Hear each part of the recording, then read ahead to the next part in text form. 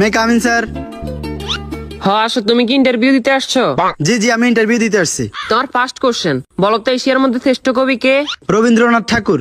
বাহ, খুব সুন্দর খুব সুন্দর। তোমার সেকেন্ড কোশ্চেন, বাংলাদেশে একজন দেশপ্রেমিকের নাম বলো। আছে তো অনেকজন, এই যেমন শেখ মুজিবুর রহমান। বাহ, জিনিয়াস জিনিয়াস। তোমার থার্ড নাম্বার কোশ্চেন, বলো তো বাংলাদেশ কবে স্বাধীন হয়েছে?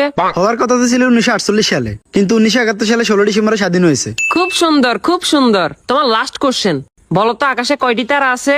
এটা তো এখনো জানা যায়নি, এটা নিয়ে বিজ্ঞানীরা গবেষণা করতেছে। ও গুড গুড গুড, তুমি এবার আসতে পারো। Okay sir. কি ও ভাই, ইন্টারভিউ দিয়ে আসছেন? হ্যাঁ ভাই, ইন্টারভিউ দিয়ে আসছি। কি কি কোশ্চেন আইলো? কোশ্চেন তো মনে নাই, কিন্তু উত্তর মনে আছে। আচ্ছা, উত্তরই কোন? রবীন্দ্রনাথ ঠাকুর, শেখ মুজিবুর রহমান। মাত্র এই দুইটে? না, আরো দুইটা আছে। আচ্ছা কোন? 1948 সালে হওয়ার কথা ছিল, কিন্তু 1971 সালে 16 ডিসেম্বর হয়েছে। এখনো জানা যায়নি, এটা নিয়ে বিজ্ঞানীরা গবেষণা করতেছে।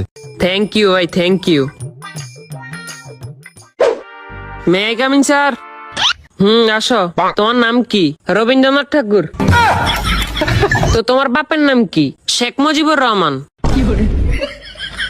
তোমার জন্ম কবে হয়েছে? হওয়ার কথা তো ছিল 1948 সালে, কিন্তু 1971 সালে 16 ডিসেম্বর হয়েছে। এই বেটা, তুই পাগল হয়েছিস নি? এটা এখনো জানা যায় না, এটা নিয়ে বিজ্ঞানীরা গবেষণা করতেছে। no, no, no, no.